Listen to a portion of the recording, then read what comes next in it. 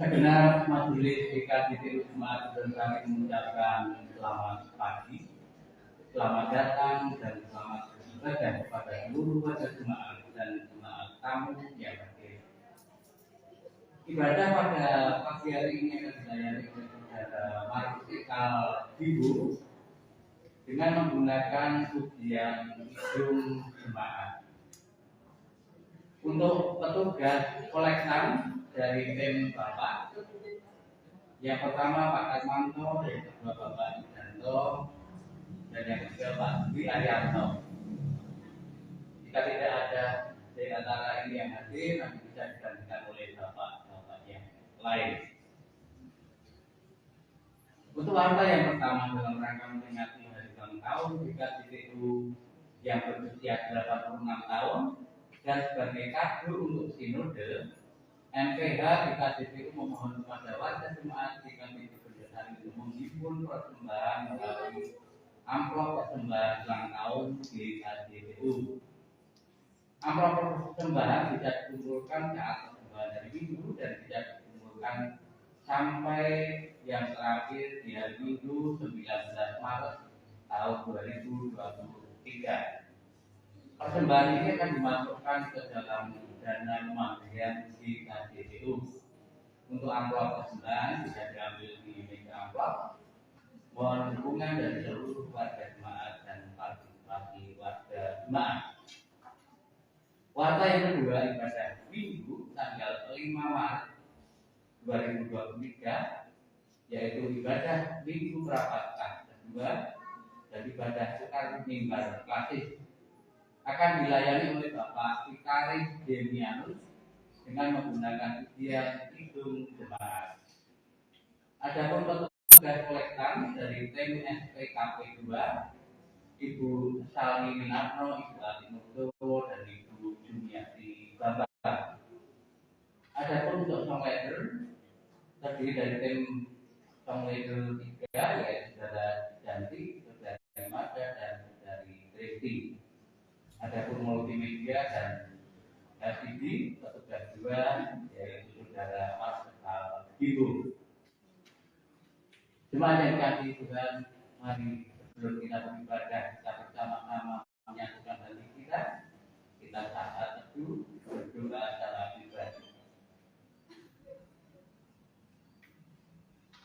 Bapa yang kami kenal dan kami sapa dalam Kristus Yesus Tuhan, kami ucap syukur atas kasih penyertaan yang telah Kau berikan kepada kami pada hari ini.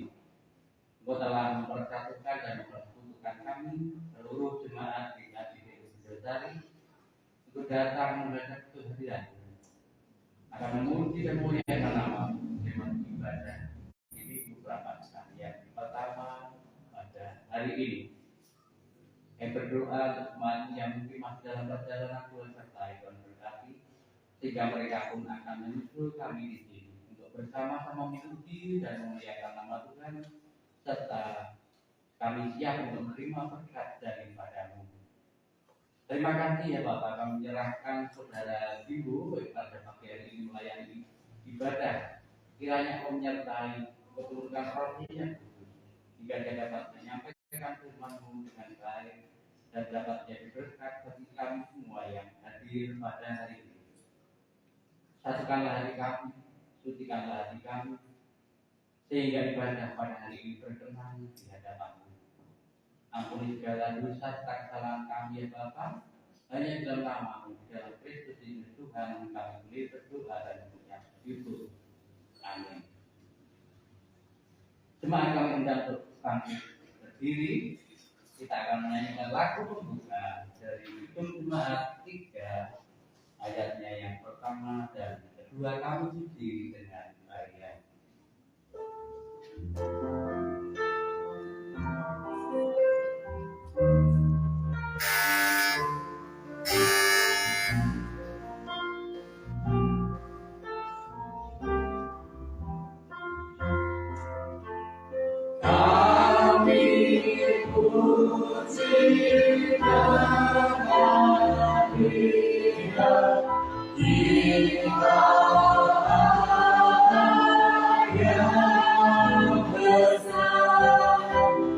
Besar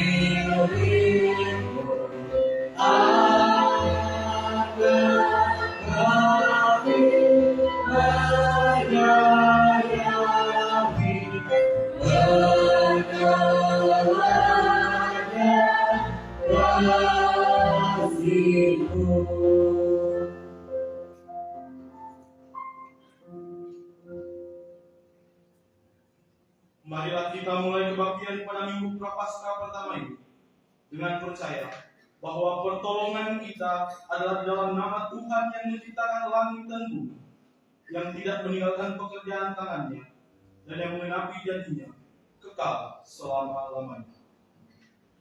Anugerah dan damai sejahtera dari Allah Bapa kita dan Tuhan kita Yesus Kristus turunlah atas kita sekalian. Amin. Jemaat, silakan.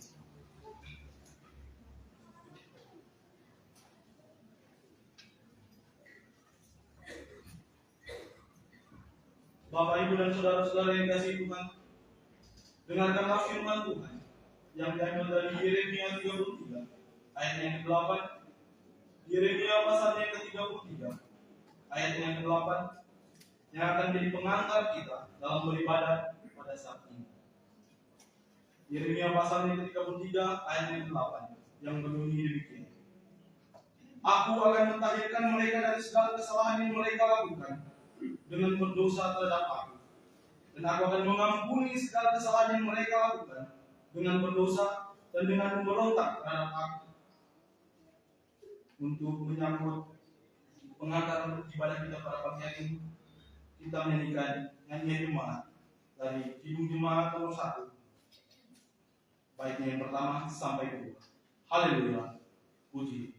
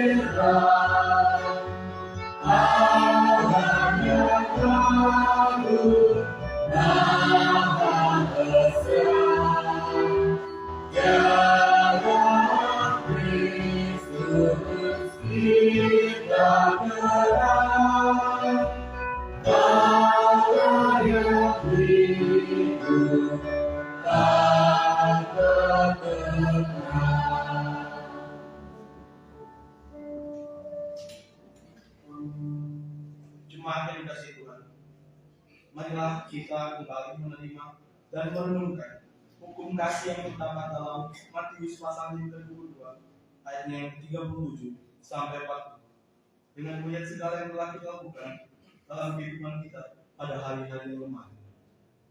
Matius pasal yang ke-22 ayat yang ke-37 sampai 40 yang berbunyi demikian.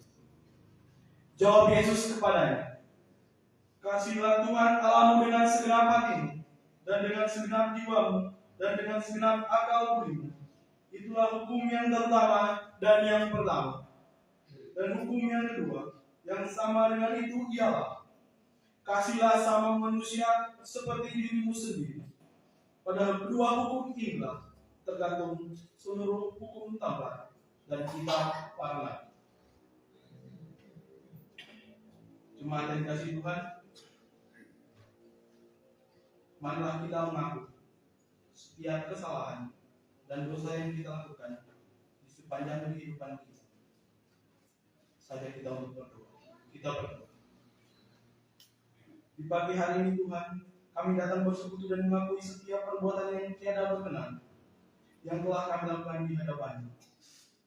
Untuk setiap kesalahan dan dosa yang kami lakukan, baik itu secara sengaja maupun tidak sengaja, serta secara sadar maupun tidak sadar, di mana semuanya itu mungkin telah menyakiti hati sama kami, bahkan hati Engkau.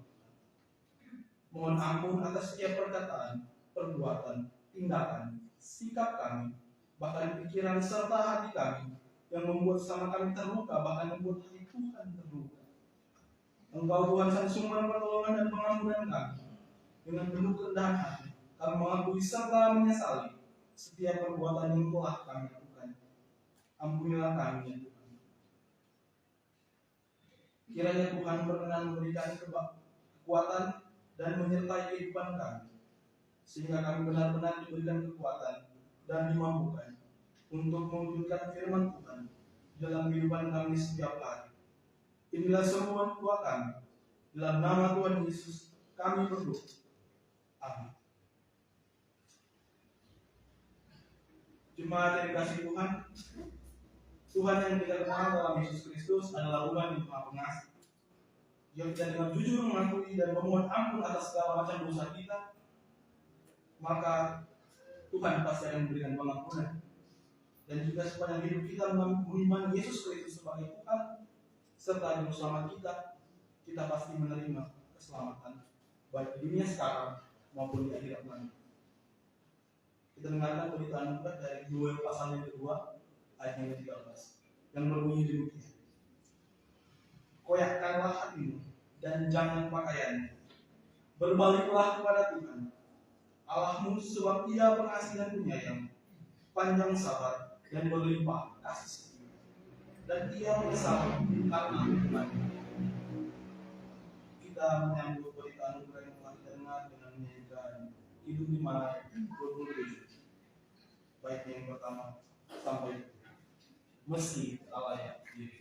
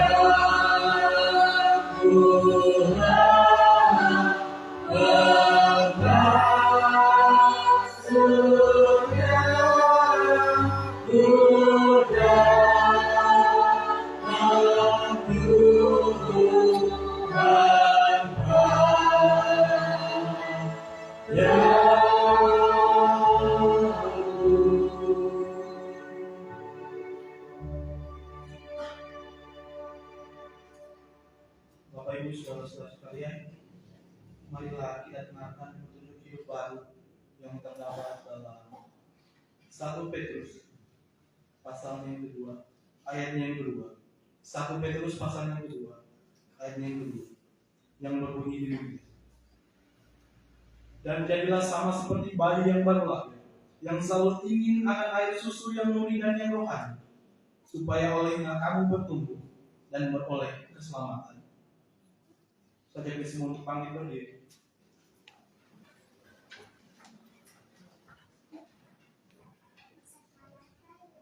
Marilah kita bersama-sama dengan seluruh umat percaya di muka bumi menyatakan pengakuan iman kita dengan sungguh-sungguh. Demikian. Aku percaya kepada Allah, Paling kebalikannya, dan kepada Yesus Kristus anaknya yang menolak yang dikandung daripada Roh Kudus, lahir dari anak Maria, yang menderita dua pembunuhan Pontius Pilatus, disalibkan, mati dan dikuburkan, turun ke dalam badan jahanam. Pada hari yang ketiga, bangkit pula dari antara orang mati, naik ke surga, duduk di sebelah kanan Allah, Bapa yang Maha Kuasa, dan akan datang ke sana untuk menghakimi orang yang hidup dan yang mati. Aku percaya kepada Roh Kudus, Gereja yang kudus dan satu, persekutuan orang kudus, pengampunan dosa, kebangkitan daging, dan hidup yang kekal. Kita sambut dengan menyanyikan pujian dari Kidung Jemaat 356, baitnya yang pertama sampai yang kedua. Tinggallah dalam Yesus.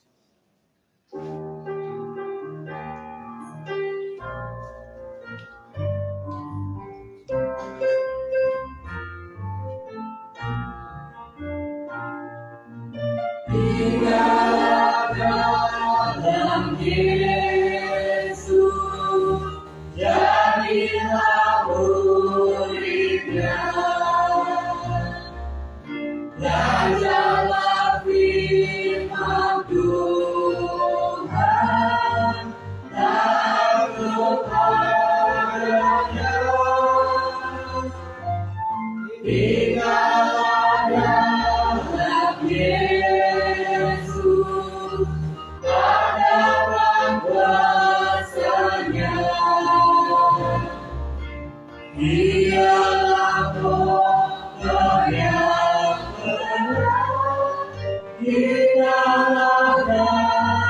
Kita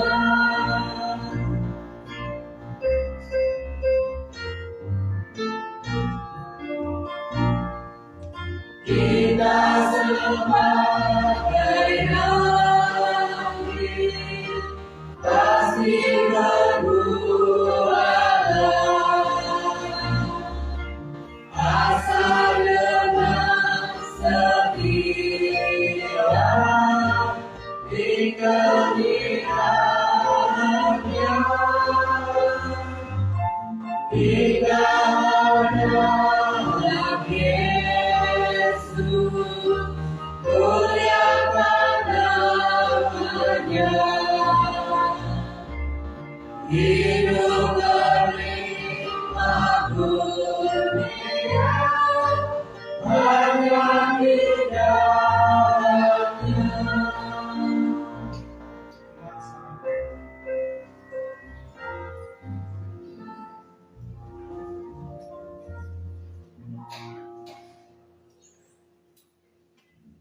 Jemaat yang dikasihi Tuhan, sebentar lagi kita akan menerima dan merenungkan firman Tuhan.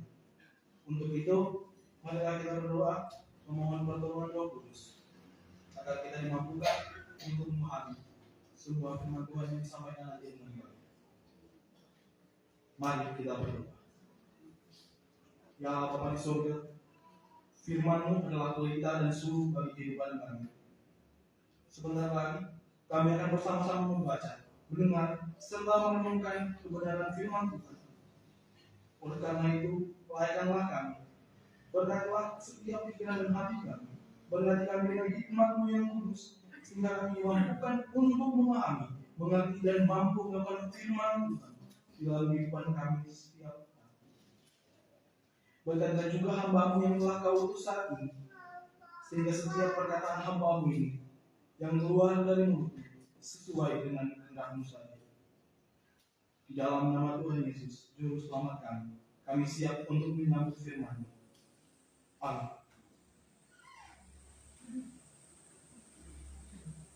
Jemaat yang dikasihi Tuhan, pembacaan Alkitab kita saat ini terdapat dalam Roma pasal yang kelima. Roma pasal yang kelima, ayatnya yang ke-12 sampai 19. Roma pasal yang kelima, ayat yang ke-12 sampai 19. Saya akan bacakan. Lembaga Alkitab Indonesia memberi judul Adam dan Kristus. Sebab itu, sama seperti dosa telah masuk ke dalam dunia oleh satu orang, dan oleh dosa itu juga maut, demikianlah maut itu telah menjalar kepada semua orang, karena semua orang telah berbuat dosa. Sebab sebelum hukum Taurat ada, telah ada dosa di dunia, tapi dosa itu diperhitungkan kalau tidak hukum Taurat.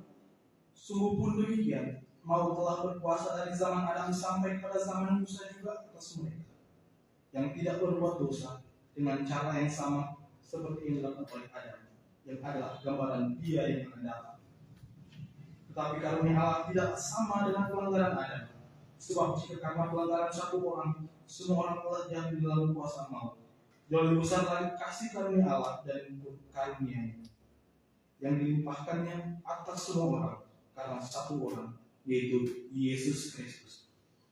Dan kasih karunia tidak berimbangkan dosa satu orang, sebab penghakiman atas satu pelanggaran itu telah mengakibatkan penghukuman. Tetapi pengerahan karunia atas banyak pelanggaran itu mengakibatkan pembenaran. Sebab jika oleh dosa satu orang maut telah berkuasa oleh satu orang itu, maka lebih benar lagi mereka yang telah menerima kelimpahan kasih karunia dan anugerah kebenaran akan hidup dan berkuasa oleh karena satu orang itu, yaitu Yesus Kristus. Sebab itu sama seperti oleh satu pelanggaran semua orang beroleh penghukuman, demikian pula oleh satu perbuatan kebenaran semua orang beroleh pembenaran untuk hidup. Jadi sama seperti oleh ketidaktaatan satu orang semua orang telah menjadi orang berdosa, demikian pula oleh ketaatan satu orang semua orang menjadi orang benar. Soal kembali ayat yang 18. Sebab itu sama seperti satu pelanggaran semua orang beroleh penghukuman, demikian pula oleh satu perbuatan kebenaran semua orang beroleh pembenaran untuk Demikianlah firman Tuhan. Berbahagia kita semua yang bersedia mendengarkan firman Tuhan, menyimpan dalam hati dan dapat diwujudkan dalam kehidupan kita sehari-hari. Amin. Bapak Ibu, sebelum kita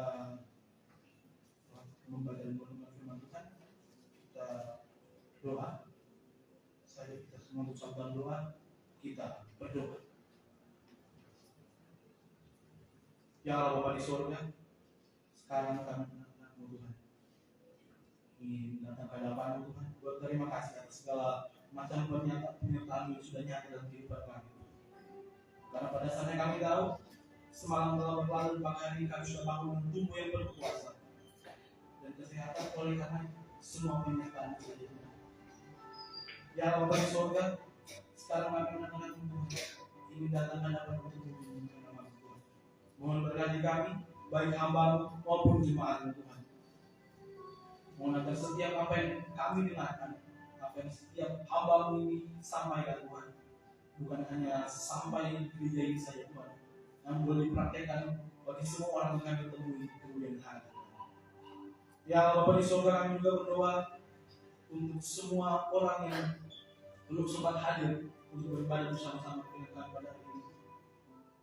Mohon Tuhan Engkau lihat, Engkau tahu apa isi hatinya. Baik jika ini tidak ingin untuk datang beribadah, ataupun mungkin ada kendala lain seperti sakit penyakit. Jika dia sakit, mohon Tuhan sembuhkan oleh obat-obatan dan makanan minuman yang datang daripada-Mu saja. Jika dia ingin datang beribadah Tuhan, mohon bukakan pintu hatinya agar suatu hari nanti dia bisa datang bersama-sama dengan kami di sini dan mengunjungi nama. Ya Allah di surga, sekarang kami juga anak-anak Tuhan datang berdoa bagi gereja di tempat ini, Tuhan, di gereja itu besar. Engkau tahu bagaimana gereja ini dari seluruh dunia Tuhan, dari atasnya hingga bawahnya Tuhan, Engkau tahu. Mohon Tuhan berkati kami pelayanan di tempatku ini Tuhan. Segala macam yang terjadi dalamnya Tuhan, semua itu semoga sesuai dengan kehendak-Mu. Mohon Tuhan agar setiap pelayanan ini bisa berbuah kembali di kemudian hari.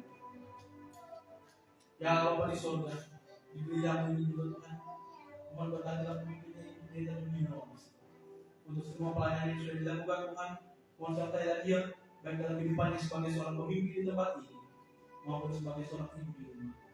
Mohon sertai dia dalam segala macam kegiatannya Tuhan, agar semua yang dilakukannya bisa berkat yang datang daripada Aku. Dan untuk semua jemaat di sini Tuhan, bagi mereka yang dengan sukarela datang mendengarkan firman pada pagi hari ini, mohon berkatilah mereka dalam segala macam yang mereka lakukan dalam kehidupan mereka setiap hari, apapun itu, baik mereka yang di sekolah sebagai seorang pelajar, di kampus sebagai seorang mahasiswa, dan di kebun sebagai seorang pekerja atau mungkin di kantor, serta yang lainnya. Kalau tahu bagaimana sesungguhnya hati mereka, dan semoga apa yang mereka lakukan juga dapat berbuah baik kemudian hari. Ya Bapa di surga, kami juga berdoa bagi negara Tuhan. Engkau tahu bagaimana kondisinya saat ini Tuhan, bagaimana ketakutan kami terjadi pada tahun ini Tuhan. Mohon Tuhan sertailah bangsa ini Tuhan. Engkau tahu bangsa yang besar Tuhan, bangsa yang penuh sekali dengan Tuhan. Kami mohon Tuhan dari pemimpinnya, dari Bapak Presiden, kita ke bawahan, bahkan sampai ke sekalipun di maupun RW. Mohon sertai mereka, berikanlah mereka hikmat dan kebijaksanaan untuk melaksanakan tugas mereka sebagai seorang abdi juga, agar setiap kebijakan yang keluar dari keputusan mereka itu dapat berbuah baik dan dapat kami ikuti serta berdampak baik bagi negara ini. Ya Allah Bapa di surga, sekarang kami juga berdoa ibadah kami Tuhan dari awal hingga akhir Tuhan. Mohon Tuhan sertailah ibadah-Mu ini Tuhan, agar semua yang kami laksanakan ini Tuhan tidak dapat berbuah manis. Ini adalah doa kami, bukan kami perintahkan dia, tapi dia dilakukan. Dalam nama Tuhan Yesus kami sudah berdoa. Haleluya. Amin.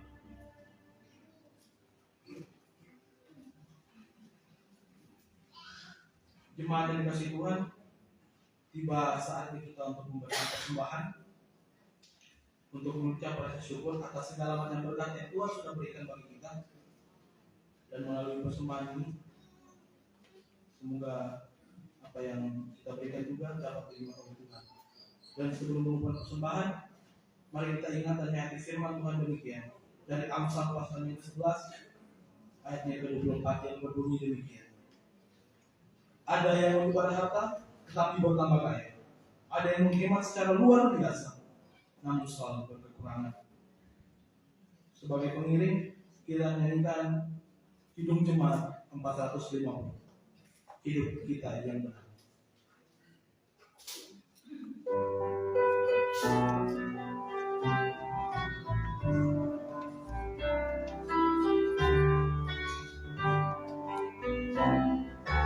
Hidup kita yang benar haruslah mengucap syukur dalam Kristus berteman, janganlah terganggu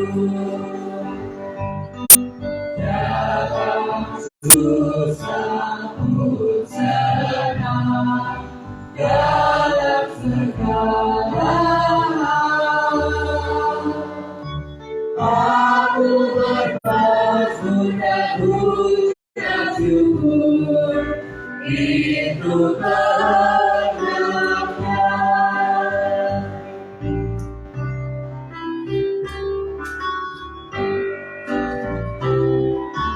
Biar badai menyerang, biar ombak menerjang, aku akan bersyukur kepada Tuhanku.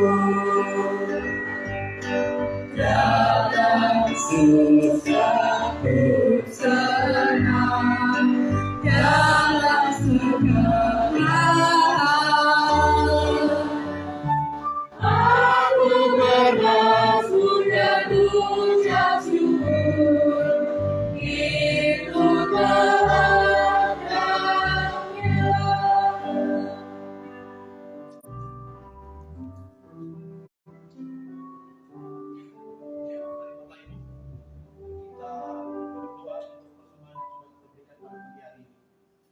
Kita berdoa. Ya Allah Bapa di surga, terima kasih atas segala macam berkat yang Engkau telah berikan bagi kehidupan kami, Tuhan. Sekarang kami anak-anak-Mu telah memberikan persembahan ini, Tuhan. Kecil jumlahnya, Tuhan, tapi kami tahu persembahan kami, Tuhan, dapat berguna bagi pelebaran gereja-Mu di tempat ini, Tuhan.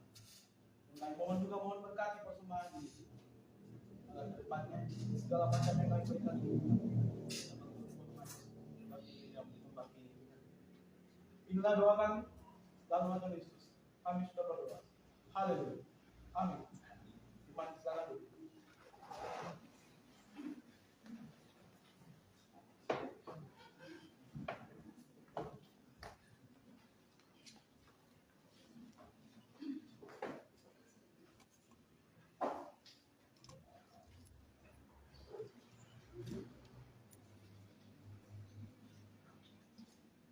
Ya. Apakah ada pujian atau ya semangat pujian dari PPL atau mungkin dari Bapak Ibu Jemaat sini? Dipersilakan.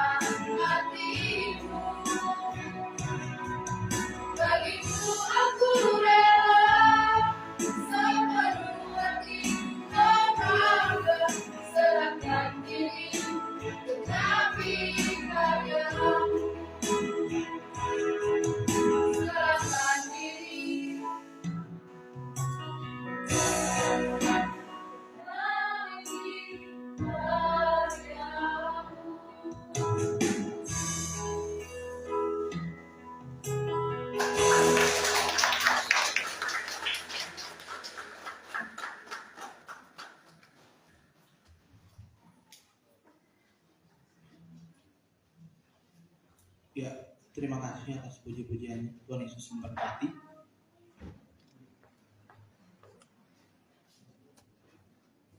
Selamat pagi. Shalom, saya ucapkan bagi kita semua.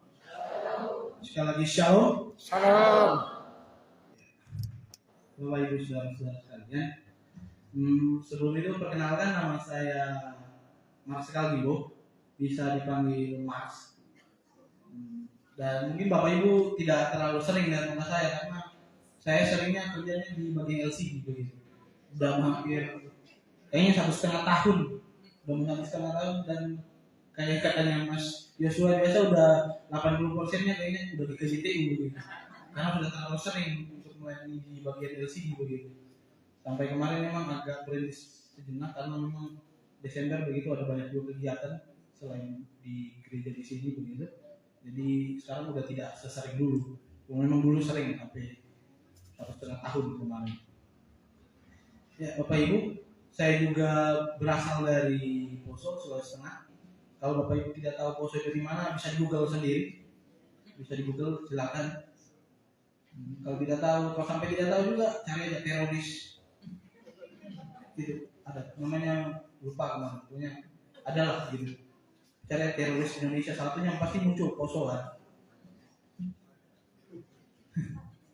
Ya, Bapak Ibu semua, khotbah yang akan saya bawakan pada pagi hari ini saya beri judul sesuai dengan perikop bacaan kita dari Roma pasalnya yang kelima tadi, ayat yang ke-12 sampai 19, yaitu Adam dan Kristus. Dan Bapak Ibu, saya yang dari Poso, Bapak Ibu ada yang kebanyakan kan dari Jawa begitu, atau mungkin anak PPL yang dari NTT, atau mungkin dari Ambon, dari Sumatera, mungkin dari Medan gitu. Itu kita tahu bersama bahwa kita ini tergabung dalam satu kesatuan, yaitu Indonesia. Dan sebagai bangsa Indonesia, kita juga kan sudah tahu bahwa sudah hampir 78 tahun bangsa ini merdeka.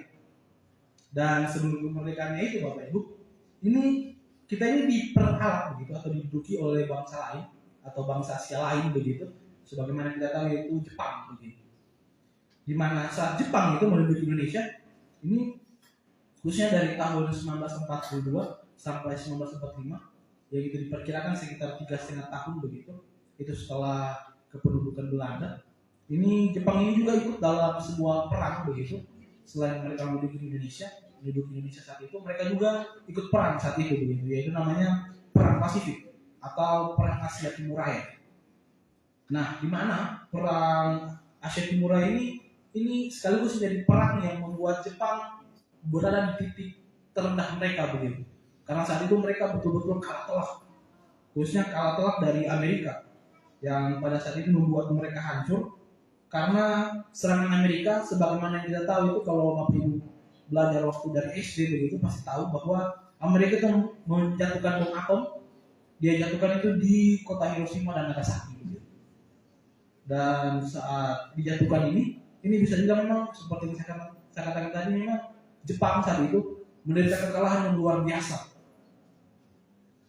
Nah, pada saat kekalahan Jepang ini juga begitu, nanti Indonesia akan punya kesempatan pada saat ini untuk memproklamasikan kemerdekaan mereka, yang nanti dilakukan oleh Soekarno sama Soeharto, Muhammad Hatta. Nah, ada uniknya Bapak Ibu, pada saat Jepang tadi kalah Bapak Ibu. Uniknya pada saat Jepang kalah tadi, ini Kaisar Jepang yang memerintah saat itu yaitu Kaisar Hirohito namanya. Kaisar Hirohito ini memerintahkan semua tenaga militer mereka begitu, atau semua bawahan ini untuk mengumpulkan semua guru yang pada saat itu masih tersedia begitu atau masih selamat saat itu. Di mana saat dia mengumpulkan itu ada sekitar 45.000 guru menurut data yang ada begitu. Di mana hal ini dilakukan oleh Kaisar Hirohito ini dengan tujuan untuk memulihkan kembali negara Jepang seperti semula. Karena dia tahu bagaimana perannya guru dalam pembangunan negaranya begitu. Khususnya guru untuk mempersiapkan masa depan Jepang. Dan hal ini juga adalah bentuk seperti bentuk penyesalan dirinya begitu. Penyesalan dirinya atas perang yang dia sudah mulai sendiri begitu, karena dia kan pemimpin Jepang. Dia sadar begitu bahwa perang ini yang dia mulai ini adalah kesalahannya begitu. Sehingga dia harus memulihkan Jepang dengan kekuatannya sendiri untuk tetap maju ke depan serta membangun kembali dari awal. Dan sebagai pemimpin Jepang, dia sadar juga bahwa sebenarnya dia ini pemimpin yang akan menakodai masa depan Jepang nanti. Sehingga keputusannya begitu, keputusannya sebagai seorang pemimpin, ini bisa punya dampak yang sangat besar bagi Jepang untuk maju ke depan. Nah, Bapak Ibu Saudara sekalian, sedikit info berkaitan dengan surat Roma begitu yang sudah kita baca tadi bersama-sama, di mana surat ini menjadi sebuah surat yang diperkirakan saat itu ditulis oleh Paulus sendiri, di mana Paulus menulis surat ini sekitar tahun 55 sampai 56 zaman bersama begitu, atau perhitungan kalender Masehi itu dari tahun 1 yaitu tahun kelahiran Tuhan Yesus menurut perhitungan itu sampai ke tahun 55 atau 56 begitu kalau perhitungan kalender Masehi, di mana itu ditulis dalam perjalanan misinya yang ketiga, di mana Paulus menulis surat Roma ini pada saat dia berada di Korintus setelah ada keributan saat itu di Efesus, yang Bapak Ibu bisa baca di Kisah Para Rasul 19 ayatnya yang ke-21 sampai 40, yang dimana keributan di Efesus Ini membuat Paulus harus pergi meninggalkan Efesus dan menjelajahi daerah Makedonia dan juga Yunani. Bisa kita lihat juga di Kisah Para Rasul pasal ke-20 ayatnya yang pertama sampai kedua, di mana surat Roma ini bisa dibilang sebuah karya begitu, sebuah karya yang ditulis Paulus dan berisi segala macam pemahaman teologisnya yang saat itu sudah matang betul begitu. Karena ya dia sudah melakukan perjalanan misi di berbagai tempat. Karena kan ini sudah perjalanan misinya yang ketiga dan ini sudah berlangsung berpuluh-puluh tahun setelah dia melakukan perjalanan misi yang pertama begitu. Jadi sudah pasti pemahamannya tentang siapa Yesus begitu dan bagaimana Yesus ini sebagai juru selamat ini sudah semakin matang begitu. Nah, dari pemahamannya di sini juga, ini dia juga sedikit banyak menyinggung mengenai komunitas Roma pada saat itu atau komunitas kekristenan yang saat itu hidup di Roma. Nah, Bapak Ibu saudara-saudara sekalian, pada minggu Prapaskah yang pertama ini, Paulus sebenarnya melalui surat Roma ini ingin menunjukkan sebuah situasi yang mirip, tapi agak sedikit berbeda begitu dengan apa yang dialami oleh Kaisar Jepang tadi, oleh Kaisar Hirohito tadi begitu. Di mana Paulus menyatakan bahwa sesungguhnya Adam sebagai nenek moyang kita begitu telah berdosa dan mengakibatkan setiap keturunannya, setiap keturunan setelahnya sampai kepada kita di era sekarang ini bahkan ya kalau itu sebelum Tuhan Yesus menyelamatkan kita ya, sampai kalau misalkan itu menyelamatkan kita sampai sekarang begitu, kita akan merasakan akibat daripada dosanya begitu. Di mana dia sebagai Bapa bagi umat manusia ini telah menempatkan kita sebagai manusia ini dalam sebuah, kalau dibilang biasa, kalau dosen saya bilang itu lumpur hisap begitu, lumpur hisap dosa begitu. Yang gimana lumpur hisap ini membuat kita ini tidak bisa kemana-mana begitu. Jadi kita pekan aja itu berdosa, langsung itu berdosa aja gitu, gara-gara kelakuan Adam begitu. Nah, berkaitan dengan itu juga, Paulus sendiri menegaskan bahwa setiap manusia yang lahir begitu, ini akan otomatis menjadi berdosa karena dosa turunan Adam. Seperti yang dituliskan Paulus pada ayat yang ke-12 pada Roma 5. Nah, manusia tidak tahu apa-apa pada saat itu sewaktu lahir ini menjadi berdosa oleh karena perilaku daripada nenek moyangnya yang bahkan kita tidak tahu begitu rupanya bagaimana. Nah, apa sedang saya tanya sama Bapak Ibu? Apa Bapak Ibu tahu rupanya Adam bagaimana begitu? Apa Bapak Ibu tahu rupanya Adam bagaimana begitu? Nah, tidak tahu bukan? Nah, ini adalah sebuah hal yang sifatnya itu sangat membingungkan begitu, sekaligus juga ironi karena bagaimana mungkin begitu kita yang sebagai seorang manusia yang tidak tahu apa-apa kemudian langsung jatuh ke dalam dosa hanya gara-gara orang yang kita tidak kenal begitu. Di mana dosa turunan Adam begitu yang membuat kita berdosa tadi ini telah menjerat dan mengikat setiap manusia yang ada sehingga menjadi sangat tidak berdaya dan tidak bisa keluar dari lumpur dosa tadi begitu. Dan menempatkan kita semua ini untuk berada dalam penghukuman kekal dari Allah. Tetapi kemudian Bapak Ibu, Paulus menegaskan begitu bahwa manusia yang sebenarnya tidak bisa lagi kemana-mana tadi begitu, sudah terjebak dalam lumpur dosa tadi, sudah terperangkap begitu. Ini kemudian dipulihkan oleh Allah melalui Yesus Kristus, di mana Allah menyatakan kasih karunia-Nya itu dalam diri Yesus Kristus, dan melalui kasih karunia tersebut ini telah mengembalikan kehidupan setiap manusia atau kehidupan saya dan Bapak Ibu yang saat ini mengikuti ibadah pada pagi hari ini, bahkan semua orang di dunia ini begitu tanpa terkecuali, ini seperti sedia kala begitu, atau situasinya kita sekarang ini sudah seperti situasi saat Adam sebelum berdosa. Karena Adam sebelum berdosa itu situasinya dia bisa pilih begitu, dia mau berdosa atau tidak. Karena memang sebelum dia makan buah yang dilarang Tuhan, memang dia sama sekali belum jatuh dalam dosa, belum berdosa begitu. Karena dia bisa pilih sendiri, dia mau berdosa atau tidak. Tapi setelah dia makan buah itu, ya dia dan keturunannya sudah berdosa saja begitu. Bukan aja pun yang berdosa. Nah, tapi apa yang dikatakan oleh Paulus ini juga dia menegaskan begitu bahwa situasi kita sudah berbalik. setelah Tuhan Yesus menyelamatkan kita di atas kayu salib, di mana di atas penyelamatan Yesus di atas kayu salib ini membuat kita ya seperti tadi, situasi kita sekarang sudah bisa untuk memilih apakah kita ini mau berdosa atau tidak. Nah, dalam kita perjanjian lama juga, ini patut kita lihat bersama-sama begitu, bahwa apa yang dilakukan oleh Adam, bahkan keturunannya ini sama sekali tidak ada kesadaran begitu, bahkan tidak ada inisiatif bagi dia untuk bagaimana caranya bisa untuk memulihkan kembali begitu kehidupan yang dia sudah rusak. Karena memang bahkan dia sendiri tidak akan bisa meskipun dia berusaha semaksimal apapun begitu.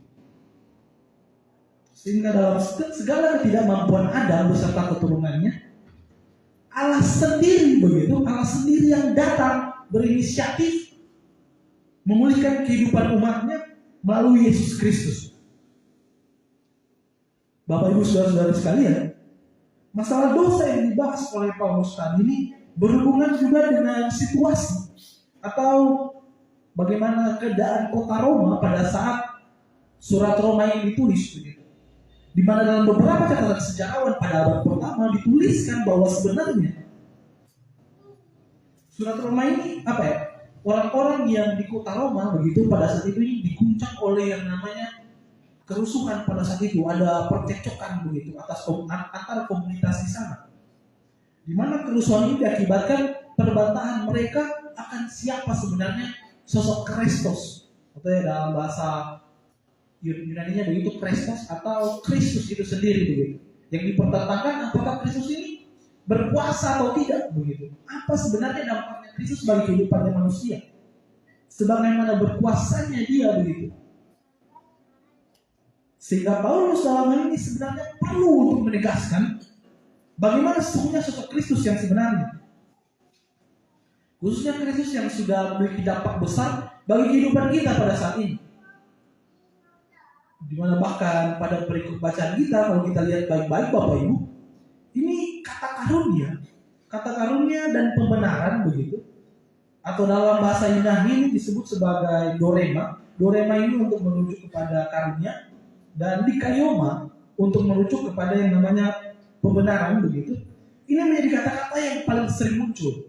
Bahkan kalau Bapak Ibu lihat dalam bahasa Indonesia saja begitu, karunia dan pembenaran ini bahkan sering muncul dalam perikop bacaan yang sudah kita baca ini, dalam Roma pasal 5 ayat 12 sampai 19. Di mana agaknya begitu Paulus memang ingin menekankan sekali melalui tulisannya ini bahwa Yesus ini punya peran atau dampak sebesar itu bagi kehidupan kita begitu. Atau Yesus memang seberkuasa itulah Yesus. Bapak Ibu Saudara, Kristus yang dalam beberapa minggu ke depan ini akan kita rayakan bersama kematian yang di atas kayu salib bagi dosa kita. Ini sudah memberikan yang terbaik darinya bagi kita begitu. Sehingga hubungan kita yang dulunya terputus begitu dengan Allah, hubungan kita yang dulunya tidak bisa disambungkan kembali begitu, ini menjadi terhubung kembali karena Kristus hadir bagi kita semua. Di mana kita ini berada dalam situasi yang serupa seperti Adam sebelum berdosa, sebagaimana yang saya katakan tadi Bapak Ibu. Lalu setelah saya sampaikan ini, bagaimana seharusnya kita meresponsnya? Bagaimana respons kita akan kasih karunia Allah tersebut yang sudah nyata dalam diri Yesus Kristus? Kita harus meresponsnya Bapak Ibu. Ini sebagaimana yang Paulus sudah tegaskan pada ayat yang ke-18, di mana dia menegaskan bahwa kasih karunia Allah tersebut diberikan agar manusia bisa memberikan dan memperbaiki hidupnya, lalu hidup dalam kasih karunia dan kekudusan bersama Kristus. Di mana dalam pernyataan Paulus ini kita diajarkan begitu untuk menyadari semua dosa yang sudah kita lakukan. Baik itu tadi yang saya katakan di doa tadi, baik itu secara sadar maupun tidak sadar. Karena sesungguhnya kasih karunia Allah Yesus Kristus ini baru bisa kita hidupkan jika kita benar-benar menyadari dosa dan perbuatan kita serta berkomitmen untuk menjalani kehidupan penuh kekudusan dalam Kristus. Jangan sekali-kali begitu kita layaknya Adam yang tidak pernah menyadari perbuatannya begitu. Khususnya perbuatannya ini bisa berdampak bagi keturunannya nanti begitu. Karena memang Adam tidak sadar waktu dia berdosa itu, waktu dia makan itu buah bersama Adam, dia tidak sadar betul bahwa apa yang dilakukan ini bisa berdampak besar bagi keturunannya begitu. Dia baru sadar setelah Allah sendiri yang menyatakan bahwa keturunan ini akan merasakan dampak apa begitu. Dampak apa yang akan dia rasakan melalui ya sebagaimana kita tahu dalam kitab Kejadian disebutkan bahwa sebagai laki-laki mungkin kita akan mencari nafkah bagi keluarga kita seumur hidup begitu, atau mungkin sebagai perempuan yang Hawa hukumannya itu bahwa dia juga akan merasakan kesakitan saat melahirkan begitu sebagai mana mestinya begitu, dan masih banyak lagi begitu sampai kepada masalah dosa tadi bahwa Adam dan keturunannya sampai kepada titik di mana Yesus datang itu berdosa begitu. Maka dari itu Bapak Ibu, mari sekarang di minggu Prapaskah pertama ini saya ajak Bapak Ibu semua, kita sama-sama begitu, saya dan Bapak Ibu semua, coba ditanyakan pada diri kita masing-masing. Apakah kehidupanku di rumah? Apakah kehidupanku di tempat kerja, kebun, sekolah, atau mungkin di sawah begitu?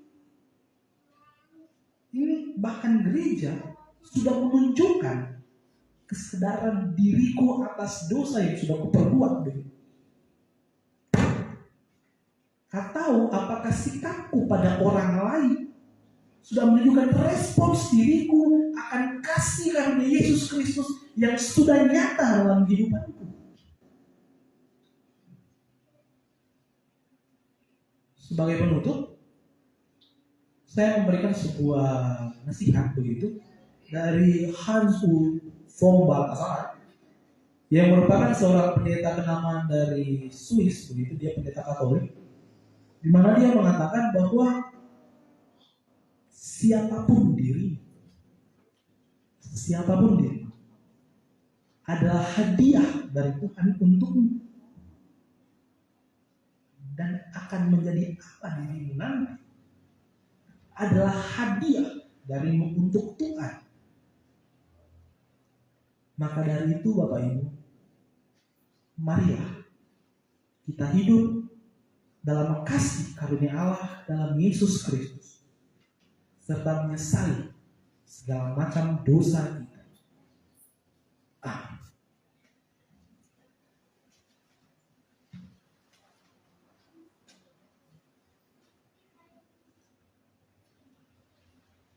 Saja kita semua sekalian doa, kita berdoa. Ya Allah Bapa di surga, sekarang kami anak-anak-Mu Tuhan datang pada hadapan-Mu sekali lagi Tuhan, untuk berdoa dan memohon kepada mohon Tuhan semua firman yang sudah Kamu sampaikan ini Tuhan, dan kami sebagai jemaat, mohon apapun yang kami dengarkan ini bisa bermanfaat bukan hanya bagi kami, tapi juga bagi orang di sekitar kami, dan kami juga yang melaksanakan dalam kehidupan kami setiap hari Tuhan. Mohon Engkau bimbing kami agar kami bisa menyadari semua dosa yang sudah kami perbuat Tuhan. Dosa yang kami tahu itu tidak pernah sesuai dengan kehendak-Mu Tuhan. Yang dosa itu sering membuat Engkau sakit hati Tuhan. Meskipun kami tahu bahwa kami bisa memilih apakah kami akan berdosa atau tidak. Ya Allah Bapa di surga, kami mohon Tuhan sertailah kehidupan kami Tuhan. Baik itu kami di tempat kerja, di sekolah, di gereja, dimanapun itu Tuhan. Sertailah kami agar segala macam tindakan kami Tuhan bisa berkenan di hadapan, dan sebagai bentuk penghargaan kami dan penghormatan kami atas segala macam keselamatan yang Engkau sudah berikan bagi kehidupan kami dan nyata sekali bagi kehidupan kami. halal bagi surga. Dengan ini doa ini kami alaskan, seperti Yesus mengajarkan doa kepada murid-muridnya. Bapa kami yang di surga, dikuduskan namamu, datanglah kerajaan, jadilah kehendakmu di bumi seperti surga. Berikanlah kami pada hari ini makanan kami yang secukupnya, dan ampunilah kami akan kesalahan kami, seperti kami juga mengampuni orang yang bersalah kepada kami. Dan janganlah bawa kami dalam percobaan, tapi lepaskanlah kami dari penjahat. Karena Engkau yang punya kerajaan dan kuasa dan kemuliaan sampai selama-lamanya. Amin. Kita menyambut doa ini dengan menyanyikan nyanyian jemaat dari Kidung Jemaat 293. Kidung Jemaat 293. Puji Yesus.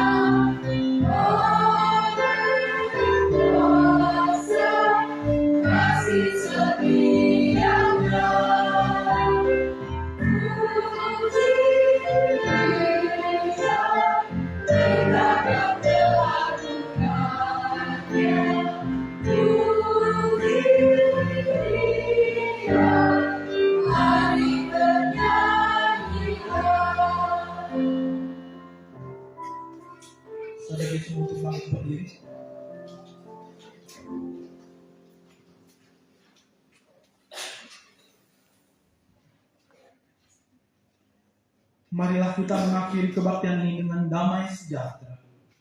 Pulanglah ke dalam kehidupan kita masing-masing. Beritakan Injil Tuhan Yesus dimanapun kita pergi dan berada. Jadilah berkat bagi setiap orang yang kita jumpai, dan terimalah berkat dari Tuhan. Maka kasih karunia damai sejahtera dari Allah Bapa dan dari Tuhan Yesus Kristus dalam persekutuan dengan Roh Kudus menyertai kehidupan kita saat ini dan sampai selama-lamanya. Amin. Kita nyanyikan nyanyian jemaat dari Kidung Jemaat 407 baitnya yang pertama dan kedua. Tuhan, Kau gembalakan.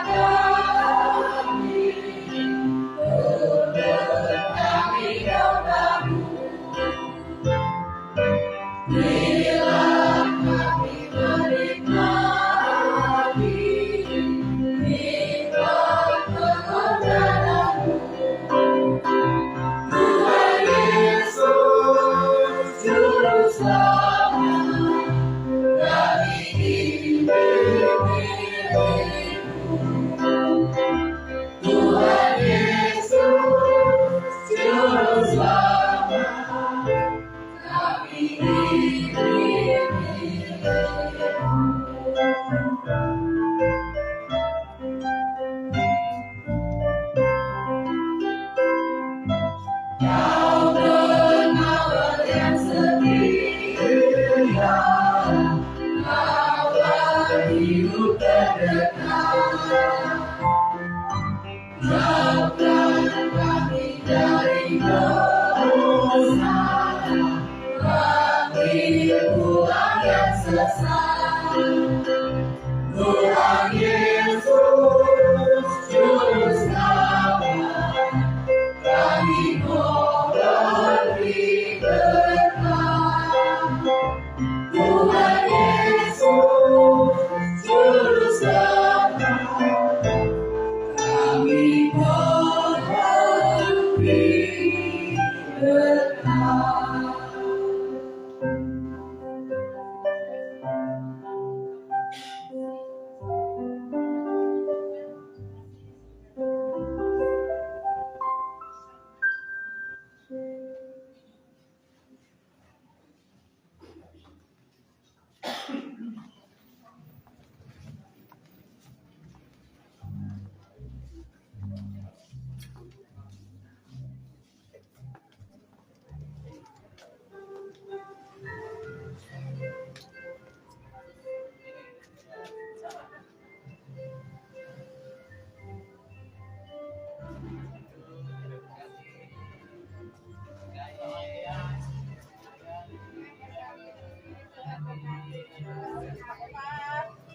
Beba.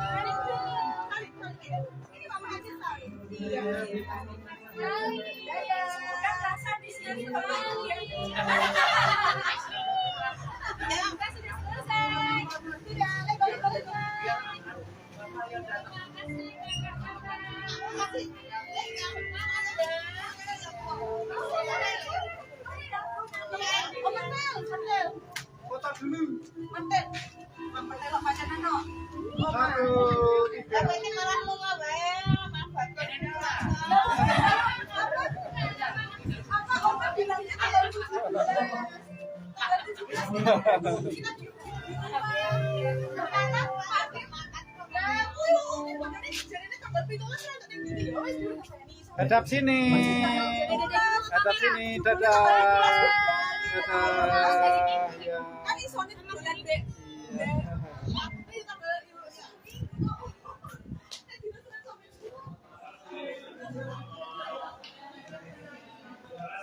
Terima kasih pujiannya.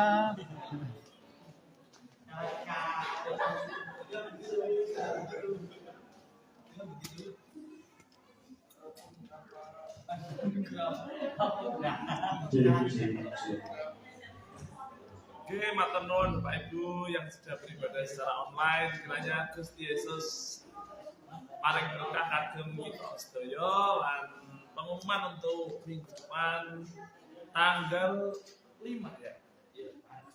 Betul, hari Minggu tanggal 5 Maret 2023 ibadah dilaksanakan secara offline di gereja oleh Bapak Vikaris Demianus dari VKJ Ulian. Silakan Bapak Ibu yang bisa beribadah ke gereja hadir dan datang ke gereja. Bagi yang berhalangan bisa menyaksikan secara online. Matur nuwun, selamat hari Minggu. Terima kasih untuk yang sudah menonton.